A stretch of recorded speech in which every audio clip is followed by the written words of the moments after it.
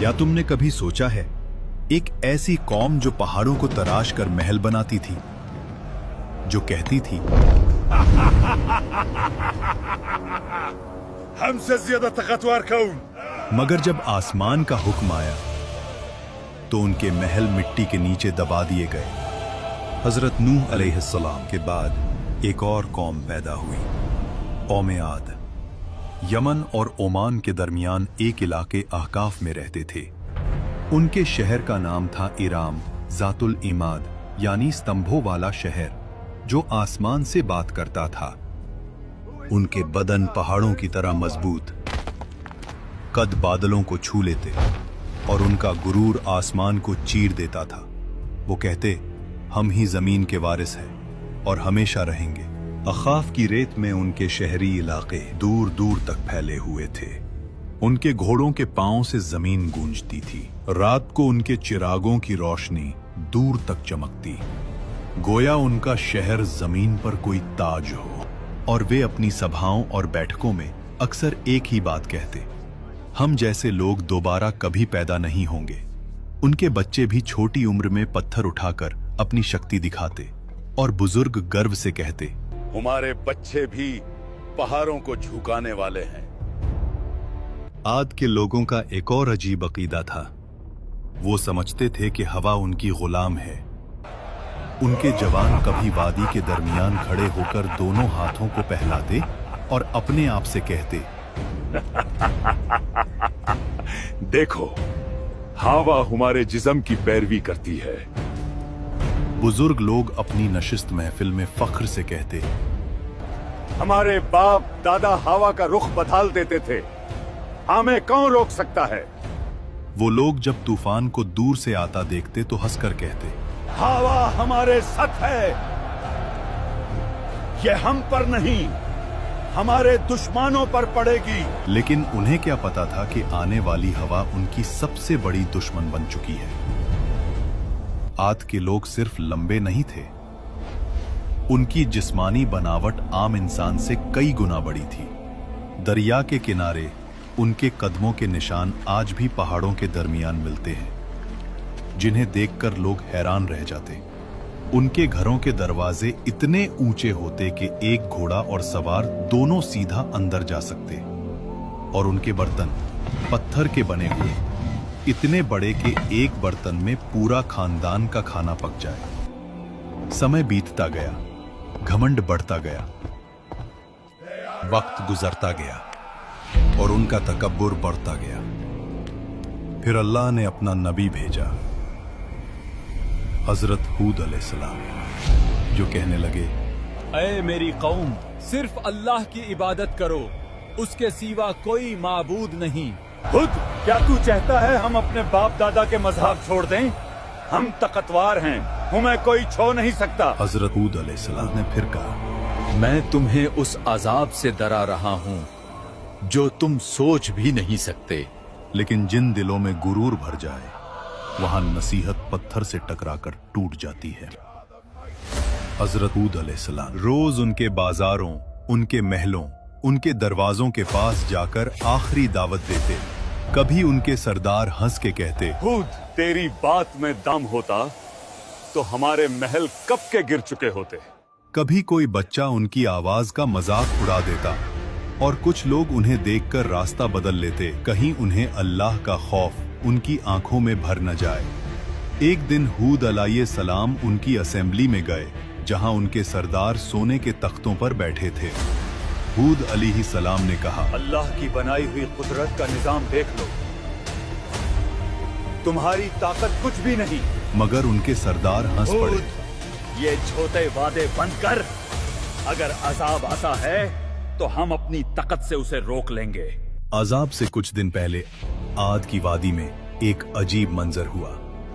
रात को आसमान में एक गहरी गूंज सुनाई दी। न बादल गरजा, न बिजली चमकी, मगर वादी में ऐसे लगा जैसे कोई दूर से पुकार रहा हो।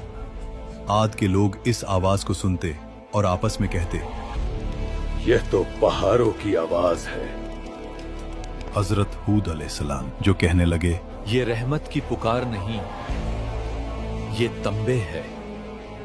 दूसरी रात जमीन हल्की सी हिली, मगर इतनी कम कि सिर्फ जानवर बेचैन हुए। देखो, इंसान हंस पड़े। जमीन भी हमारी ताकत से डरती है। उन्हें नहीं पता था ये जमीन का आखिरी एतराज था। फिर आया अल्लाह का फैसला। सबसे पहले उन पर कहत आया। 3 साल तक एक बूंद बारिश ना हुई। नदियां सूख गईं, बाग जल गए, जमीन पत्थर बन गई। लोग आसमान की तरफ देखते रहे, कब बारिश आएगी। लेकिन आसमान से जवाब आया, खामोशी। पहले साल उन्होंने कहा, ये तो मामूली सा मसला है, हम ताकतवर लोग हैं।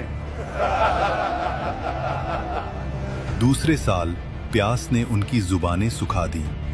खाली मटके दीवारों से टकराते, जानवर प्यास की वजह से गिरने लगे। तीसरे साल आद की जमीन से वो हंसी, वो फक्र, वो आवाज ही गुम हो गई जो कभी आसमान को टकराने का दावा करती थी। और जब लोग हूद अलैहिस्सलाम के पास आए तो वो उन्हें देखकर रोए नहीं, बस इतना कहा, अब अजाब का वक्त करीब है। फिर एक दिन 3 बादल नजर आए, एक लाल, एक सफेद और एक स्याह। आसमान से फरिश्ता पुकारा, ऐ कौमे आद, इनमें से एक बादल चुनो। सरबराहों ने हंसकर कहा, काला बादल, उसमें पानी है, रहमत है। मगर उन्हें क्या पता, उस बादल में रहमत नहीं, कहर छुपा था। आसमान स्याह हो गया, हवा ठंडी हुई, लोग नाचने लगने, चिल्लाने लगने। देखो, बारिश आ गई। लेकिन वो पानी नहीं था, अजाब का तूफान था। पहला झोंका आया, धूल और पत्थर उड़ गए। आंधी के हर झोंके में उन्हें लगता कि हवाएं उनका नाम मिटा रही हैं। दूसरा झोंका, पेड़ गिर गए, जानवर उड़ गए। उनकी सारी मूर्तियां, उनका सारा फखर, उनके बाग, उनका शहर, सब हवा में बिखर रहा था। रात को लोग अपने बच्चों को बाहों में दबा लेते, मगर आंधी उनकी चीखों से ज्यादा तेज चलती। तीसरा झोंका, इंसान हवा में छिन्न गए। उनके महल्लात जो कभी सुतूनों पर आसमान से बात करते थे, अब रेत के नीचे गल गए। 7 रात और 8 दिन तक वो तूफान चलता रहा। आसमान गरजता रहा, जमीन कांपती रही। उनके महल, उनकी शान, सब मिट्टी में मिल गई। अल्लाह ने कहा, और आद को तबाह किया गया सख्त गर्जदार आंधी से, जो 7 रात और 8 दिन तक उन पर मुसलसल चली। और जब हवा रुकी तो सिर्फ सन्नाटा था। रह गया सिर्फ रेत का समंदर और गिरे हुए तने, जैसे खजूर के खोखले तने।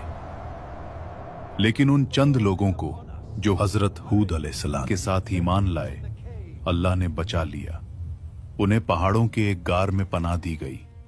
और हजरत हूद अलैहिस्सलाम ने कहा, ऐ मेरे रब, तू सबसे ज्यादा रहम करने वाला है, हमें उन रास्तों पर कायम रख जो तेरी तरफ ले जाते हैं। हुद अलैहिस्सलाम जब वादी के ऊपर खड़े हुए तबाह शहर को देख रहे थे तो उनकी आंखों में आंसू भर आए। ये वो लोग थे जो कभी कहते थे, हमसे ज्यादा ताकतवर कौन? और अब उनकी जिंदा निशानी भी हवा में बिखर चुकी थी। हुद अलैहिस्सलाम ने कहा, तकब्बुर का अंजाम हमेशा तबाही है और अल्लाह की नाफरमानी हलाकत। आज भी अहकाफ्त की रेत के नीचे उनका शहर इराम दबा हुआ है, एक गवाही के तौर पर, जो कहती है ताकत और शान से नहीं, सिर्फ अल्लाह की इताअत से इज्जत मिलती है। अगर तुम्हें ये कुरानिक कहानी पसंद आई हो तो वीडियो को लाइक करो, कमेंट्स में लिखो तुम अगले एपिसोड में किस कौम की कहानी देखना चाहते हो, और चैनल को सब्सक्राइब करना मत भूलना। ये सिर्फ एक कहानी नहीं, एक हकीकत है जो हमेशा याद दिलाती है कि जब इंसान गुरूर करने लगता है और जुल्म और नाइंसाफी कायम करता है तो अल्लाह उसे मिटा देता है।